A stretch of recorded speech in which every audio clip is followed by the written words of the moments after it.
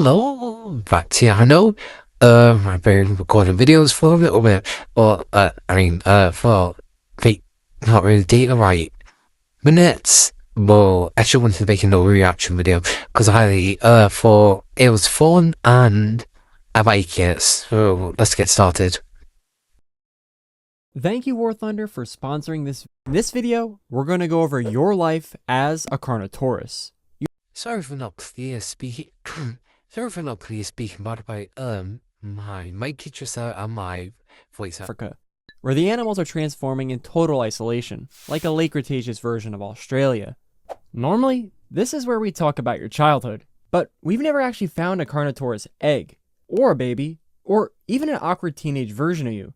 Just a single adult skeleton in mint condition. But just because we didn't witness your traumatic childhood doesn't mean we're safe.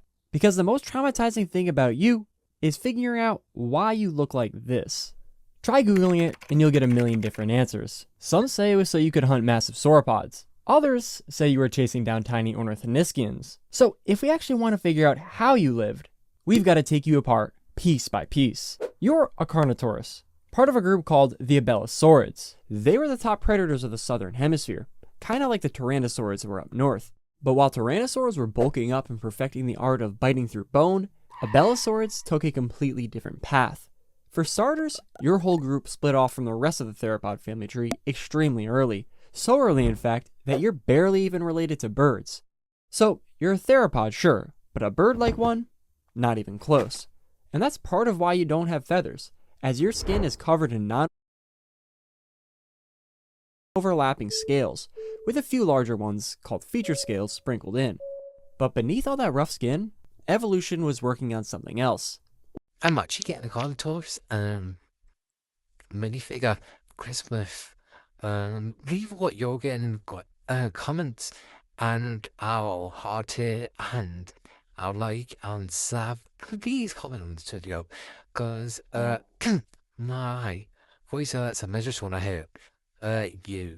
Then I should hear you comment. Whoever the first viewer is, always find my videos. Comment on this video if you can, please. Cause yeah, just comment on what you get for Christmas. I'll heart it and I'll reply to you. Okay?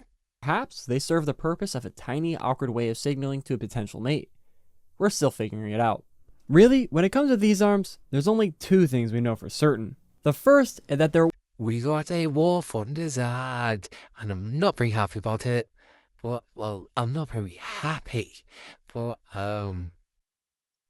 then, what you get for Christmas, and whoever that first commenter is, comment on this video, and, comment, please. I'm sick. Long way into making these videos possible. Anyway, where were we? Right. The second terrible thing about these tiny arms is the fact that they're not going to help you hunt at all, which is wild considering you're one of the largest Abelisaurids ever found, coming in at over 25 feet long and nearly 2 tons. So if your arms weren't helping you reach that size, something else had to.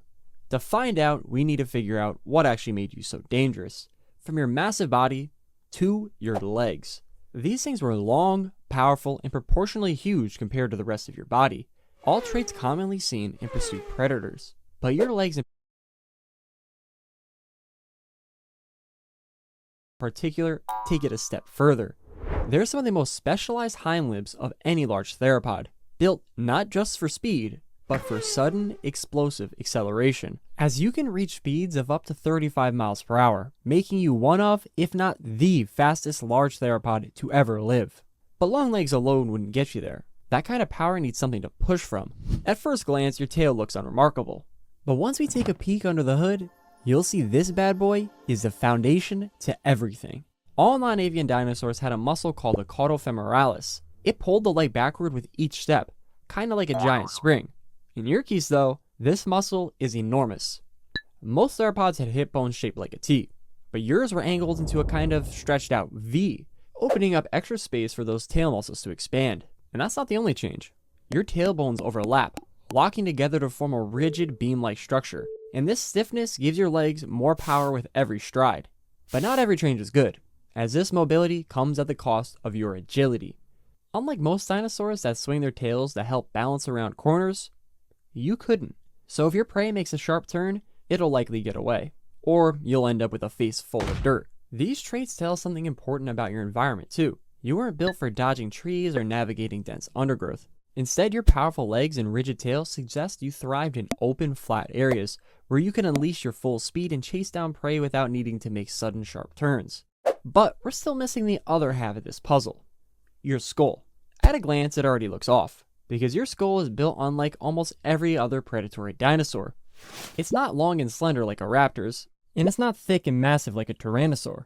Instead, it's compressed front to back and unusually tall, giving you a silhouette that looks more like a carnivorous bulldog than a classic theropod.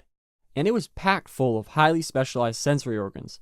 Your eyes face forward, giving you binocular vision and helping you judge distance when chasing prey. But it's your sense of smell that'll help you the most. It's highly developed, allowing you to track potential food from miles away. But we can't ignore the elephant in the room. Or, the horns on your head. Because this is an adaptation that isn't seen in any other carnivorous animal ever. Which is why you look like something straight out of hell, sporting 2 horns just above the eyes. These horns might have served the purpose of display, perhaps covered in vibrant colors to help you attract a mate or intimidate rivals. They could also have been used in headbutting contests. Less like modern day bighorn, but more like a sumo match, with 2 Carnotaurus shoving and pushing against each other with their reinforced skulls and powerful legs. But if you ask me, tiny arms, horns on your head, pretty clear to me.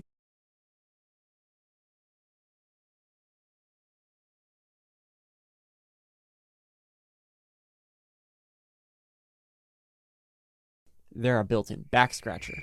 What's more is your skeleton only shows the bony core, as these horns would have been covered in keratin, the same stuff that makes up your nails. This means their final shape could have been wildly different from the bony nubs we see today. And inside, the structure of your skull only makes things stranger. Most predators have some flex in their skulls, a little give to absorb the struggling prey. But not you.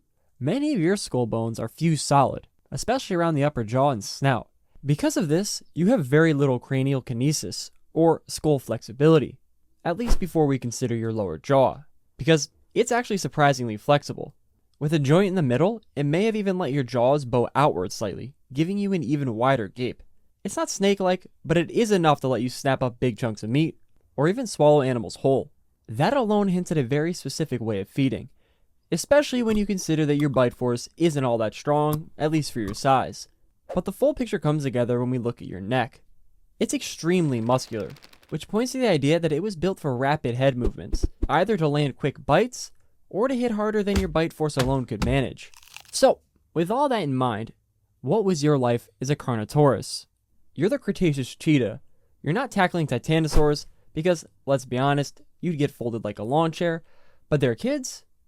Fair game, because you're built to go after the smaller prey. But don't let that fool you into thinking you weren't terrifying, because watching how fast you can close a gap on something with a 100-foot head start is kinda nightmare fuel. But there's one thing we haven't talked about. That kind of speed isn't just great for hunting, it's also great for not dying. Because while most of the predators you'll run into are smaller than you, there's one that for sure isn't. Whoopsies! Patagonia, there's a megaraptoran called Maip. It's 32 feet long and got claws like steak knives. If it shows up, you run. Simple as that. But if you do end up fighting him, it could go either way. Luckily though, throughout most of the continent, your species will probably be the largest, which means you're your own worst enemy. You'll fight your own species over territory, and of course, Robert, is that a juvenile, or I never knew that Carnosaurus ladies had horns? Never had horns. You spot a small ornithischian. It's like any other, except this one's fast. Like really fast. So you have no choice but to go faster. And now you know why we don't have any other Carnotaurus fossils. You've gone so fast you've broken the fourth wall. Well, thank you so much for watching. Please like and comment if you like videos like these. I told you guys in the last video that I'd be reading all the comments, and for this one I'm going to be doing the exact same thing. I don't know if this is a good thing or a bad thing, but the quickest I responded to someone's comment in the last video was like 22 seconds. So who knows, maybe with this video we can get to like 12 seconds. And don't forget about I don't. Well, we got another wolf on this Saturday, and I don't hear about it. Or comment in the video and like, subscribe, and um, I'll maybe take one of you, maybe two, and I'll reply to all your comments with a heart and like.